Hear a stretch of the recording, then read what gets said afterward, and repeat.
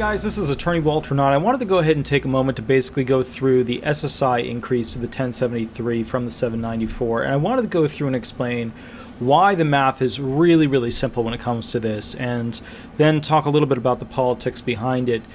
So let's just take the basic simple things. We know that there's around 8 million individuals who are currently receiving SSI, Supplemental Security Income, and we know that SSI has a shot as opposed to SSDI or retirement and getting a boost. We know this because of what's going on with the politics right now, with the Democrats being in control, and they want to get more boost to the votes, but they can't get the Republicans on board to go ahead and pass legislation for retirement and SSDI, because then that will give too many, good old boy or pat on the head votes to the Democrats for getting it through. So what we're looking at here is essentially the only possibility of a $3.5 trillion potential infusion, even though Biden wants it lessened in the amount spent. What we're looking at is basically the only option for these benefits really being increased, being through Pelosi wanting to have the great moment before her retirement. I want to point out something. Pelosi is becoming, Nancy Pelosi, Speaker of the House, is becoming more and more like a caged animal at the end of her life. At least when you think about it in the sense of the government, right? With her role, her job, etc. She has to keep enough favors throughout people that are in control of things to make sure that when she leaves office, there's no potential problems. But she's also going to use as many as she can of those favors that she's collected over the years to make her final moment, whatever you want to call it, like, the big finale, the big fireworks display, etc. So we have to realize that we're not dealing with, Godzilla here. We're dealing with the ultimate mega titanium Godzilla of Speaker of the House's. That's going to be the final big moment where she just, does her big thing. It's her gift to essentially the American people, right? Or she could go the other way and make it mostly about immigrants and yada yada. But the point is this. I think that, and I didn't even put it in my top 15 reasons for why we're going to see a fourth stimulus or a boost for SSI benefits through the SSI Restoration Act. I think that we're all discounting the reality of how much this individual wants to leave a perfected name upon her retirement. Or she could just be trying to get out without anything bad happening to her. You never know. You know what I mean? If I was in office that long, there'd be skeletons. There would be problems. It's just the way of how it works. Politicians trade favors. That's what they do. All right, so let's take a look at the math real quick. And the reason I say this is that a lot of us are sitting back going like, this will never happen. It'll never happen. Think of it this way. When's the last time that you saw Pelosi say there's potential for retirement, right? When was the last time you saw the Democrats have complete control? House, Senate, President. We're not living in what the norm is time. We're living in the twilight zone right now. Anyway, let's get right to the math. All right, 794 2021 max for SSI benefits, but we can't use that figure. We got to use a different figure, which is essentially the average figure. So $586 per month is what the average person gets in 2021 for SSI. All right, so if we know that $586, I should probably bring up an Excel sheet. Let me do that. Let me do it the right way as opposed to just wiggling through this on my phone. Real quick, I'm going to bring up Excel, do this the right way. That way we can refer back to the figures as I'm doing it. Okay, so here we go. So essentially, let's say, all right, so equals 586 multiply little star by 8 million, right? Boom. Okay, so that comes out to, God, my eyesight is terrible. All right, that comes out to, all right, there's a million there. Okay, so $4.688 billion.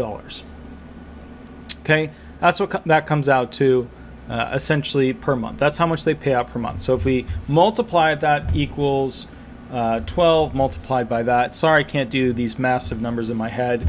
It's only because I work all day and I'm very tired. But if you want to play a chess game with me ever, let me know. That over the entire expanse of a year comes out to 56 billion 256 million. All right, so for giggles and snuggles, let's just say 47 billion for a month and 56 billion for the year. That's what SSI costs on average, with the provision of individuals getting $586 per month. Now, I know a lot of you guys are sitting out there going, well, that doesn't make sense because some people make $794. But you have to remember, that's the average number. That means there's many, many people below that and many, many people above that. But if you squish them all together, the average is essentially $586 per month. So that's the number we have to use when calculating how much it really costs essentially for SSI to pay out. Now, there's administrative fees on top of that. So let's just, say, well, we might be able to look this up. Hold on, let me see if we can look this up. How much does, and remember, these are just general figures, SSI cost to administer per year. Let's see if we can just find a number here.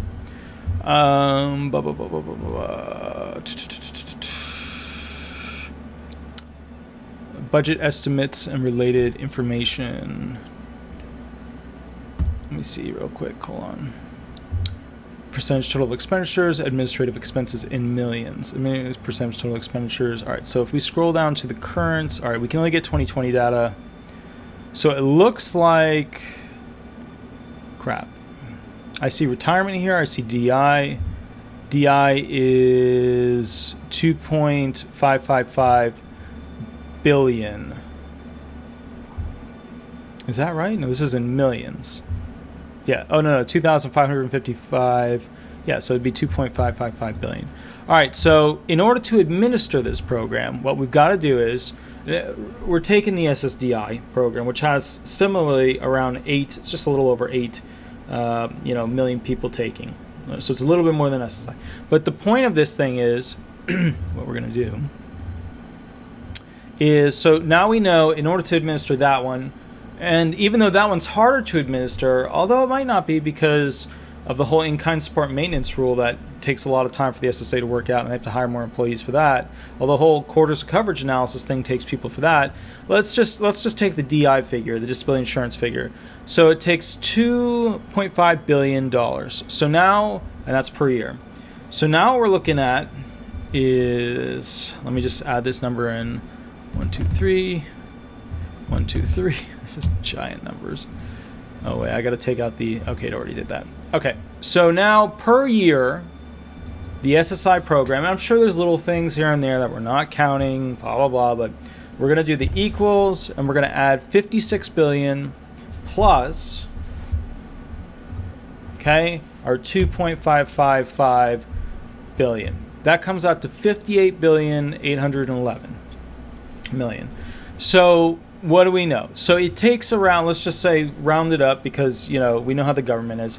Let's just say it takes $59 billion per year to go ahead and administer the Social Security Administration Supplemental Security Income Program. Okay? Let's just add a lot more money on top of that because that's how the government works. Here we go. All right, so now we're at 59 billion. Now remember, the country makes $22 trillion a year. So if you took $22 trillion, I'm not even sure how I'm going to write this out with all those zeros. It won't even fit. All right, so let's do this. So we got thousands, millions, billions. Okay, guys, so I had a little bit of an issue there because the calculator I was using when I was switching off of Excel real quick to just figure something out, and I had to go back and forth because it kept doing that whole like e to the 12th time, all that stuff. But the bottom line is it takes 372 times the SSI program. Like you take the SSI program and multiply that 372 times, and that's how much it would take to essentially equate to what the United States makes in a year. So think about that. If you took SSI and multiplied it 372 times, that's how much this country, that's how many times you'd have to multiply the cost of it to equate to what this country makes in a year. 372 times. That's a massively large number. Okay, so now that we know that math, right, what we now need to do is figure out what would the figures be at 1073 as opposed to what we were looking at before, which was this whole 500 and, hold on, I gotta pull up the math again. Where is it? I think it's right here. Yeah, 586 per month. So the average we know for 2021 is 586. What if we made it 1073? So now what we do is we go ahead and multiply 1073 times, oh, I forgot to put the equal in there. Oh no, my math is all over the place. Equals 1073 times 8 million people.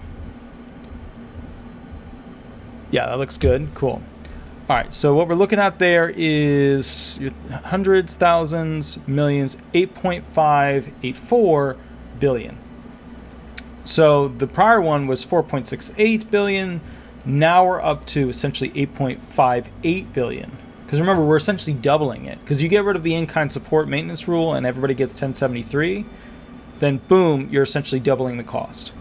So even if we double the cost, right, and now we got to add on essentially 2.55 billion, which is what it costs to administer the program. So we're going to equals this plus this.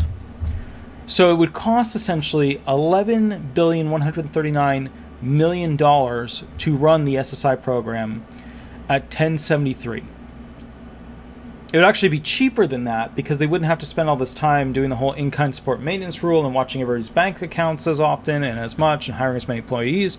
But that's if we do it at like current government spending wasting levels, which is crazy because that's still not a lot of money per month for this country to help essentially our impoverished disabled people. Now let's look at what it would cost per year at the 1073. We then multiply that by 12. Oops. That comes to, see, what I hate is that it keeps giving me these numbers that are like, you know, spelled out whatever. Hold on, let me see. Is there a way to get this? There's not a way to do that. All right, so what it comes out to is around $133 billion per year. So $133 billion per year. So if we've got 133 billion, so let's just simplify the math. I mean, it's 1.33668 E plus 11. If we just do 133, all right, let's do 133 billion, 668 million. Let's just do that. 668 million. 1, 2, 3, 1, 2, 3. All right. So if we take this, wait, did I do that right? Hold on. Tens, thousands, hundreds, thousands, millions, billions. Okay, cool. Now what we're going to do, whoa, just move me around on the map.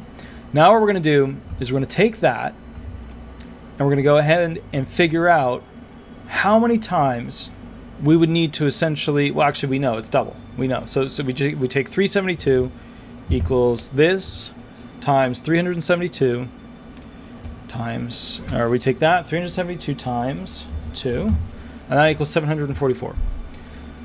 So, oh no, we divide it. We divide it. Sorry, it's super late. We're gonna switch this to a little divide signal. Here we go. 186. So this country could afford SSI if all it did was pay for SSI 186 times at a $22 trillion earnings per year allowance. So what you're looking at is basically 133 billion per year, which when you think about it is not that much. That's 186, times, if you took 186, right? You lined up, you had a pie chart. It was 186 of the pie chart. Then basically this is just one of those, tickets that you could pull of 186 tickets to pay for programs. All right, we double it. Now we have SSI and SSDI. So now all of a sudden, instead of 133 billion, we're looking at 266 billion. That's for SSI and SSDI. Okay, and then retirement's a lot bigger. I'm not going to do the math in that video for that one. But the bottom line is, it's just not that much money for the country to have to pay for people. And I know 133 billion sounds like a lot, but the reality is at 1073, you've essentially taken all of the disabled, impoverished people and lifted them to the poverty line. And it could go up from there. I mean, you could do it at 115% of the poverty line. You could do it at 125% of the poverty line. I'll do another video on that. But you in theory, the country could very easily afford this. Like if we didn't have as many pet projects pay for, I mean, why are we sending money to all these other countries? And don't get me wrong, I'm a fan of Israel's movements and their financial movements and their medical movements and things like that. But Israel doesn't need America in the sense, they need some of our military stuff, sure, but they don't need massive spending from us on them. They have the best technology. Their financial system is better than ours. Their medical is just astoundingly beyond ours. Like when you look at like China and their cell phone technology being way ahead of ours, that's kind of how Israel is with their medical knowledge and technology. They have ways in Israel that basically have forms of curing cancer at stage 4 levels that we don't even have in this country or even talk about. But in Israel, it's not the same. The way pharmaceuticals are allowed to work there is very differently. The idea there is cure. The idea here is get as much money out of Medicare and Medicaid to feed the pharmaceuticals. So kind of the bottom line here is, now that we've done the math, and I sit back and I look at it, I think to myself, at 100% of the poverty line, which sounds like a big thing. We're hitting 100% of that poverty line. But reality is, we're just hitting poverty line. Like it's almost a semantics game. When you say, oh, we've reached 100% of the poverty line. Wow, 100%. It's not that impressive, It's just not that much money. So if the country can afford essentially 133 billion a year to raise everybody on SSI up to that level, you got to think Pelosi's going to potentially want this. And here's why. A lot of people are unhappy with Biden. There's no way to hide that. Maybe if you just watch the super liberal news channels, if you're completely against the Fox and the Epic and the news channels like that, and all you watch is CNN, if that's all you watch, then maybe you wouldn't know. But across most stadiums that I'm seeing with videos popping up, people are chanting very aggressive things against Joseph Biden. And people are very upset with the tax policies, very upset with the financial and general fiscal policies, very upset with the growth pattern options, very upset with his infrastructure deal. A lot of people are very unhappy. Statistically, he's not very popular right now either. And I'm not saying this to boo-boo him. He made a lot of big promises. He's got to come through with some of them, hopefully. But the bottom line here is, this might be Nancy Pelosi's ticket to 8 million votes. You raise everybody up to 1073, you're getting 8 million Democrat votes. I mean, maybe you won't get all of them, but you're going to get a heck of a lot of Republicans voting Democrat if you get 8 million people getting 1073 as opposed to their 586 or potential 794, or all the people get 300 something bucks. My point to you is this. We're living in a weird time. I don't think anybody really knows what's going to happen. When I look at the numbers, it's totally possible. It's totally doable, And this is like, we get rid of in-kind support and maintenance. Everybody gets 1073. You get your earnings bumps and stuff like that. And the earnings bumps, that costs the SSA nothing. And in fact, it costs them less, because then they have to have fewer people constantly watching the bank accounts when their bank goes over $2,000. If you raise it to $10,000 and $20,000 for a family, you need half the staff to go ahead and constantly. You need less than that to go and look at all these bank accounts that are growing over $2,000, because now you got a huge buffer there up to $10K and $20K for a family. It's, hey, So my point here is this, and I think it's important. I don't think that this program is financially irresponsible for America to look into to boost it. And I will say this, look, everybody knows, it's obvious at this point, even if you're just watching CNN, MSNBC, even if you're just super hardcore Democrat, like not liberal, liberals like Bill, you know, who's, you know, I think speaking true to heart for a lot of liberals. But if you are, you know what I mean, full on Democrat, like current administration Democrat, not like 10 years ago Democrat, not like 20 years ago Democrat. 20 years ago Democrat is like a modern day Republican. But if you're like current day Democrat, like super woke, you know, you want people to push the agenda on kids, you want schools to control kids' minds as to what they are allowed to do, and, you know, things like that, you know, and you are complete where you want to, you know, you're at levels where you're not allowing parents to decide what's going to happen to their child. If you are full on Democrat, then I think you would even have to agree that maybe we could peel back some of the spending on foreign nations to potentially help our fellow brothers and sisters who are disabled and impoverished. And I think you would also promote the idea of opening up SSI even more to immigrants. But you got to be careful with that, because then it's going to throw the numbers way off. Because the amount of immigrants that were just let into the country and are pretty much being naturalized with full citizenship, it's going to throw the numbers off. Not massively, but it is going to throw the numbers off. So 133 billion a year. That's doable. You could multiply that by 186 times, and that's the total budget of the nation. And when you think about it, okay, so then we add on SSDI. Now you're at 185 times. My point is this: it's totally doable. It's just doable.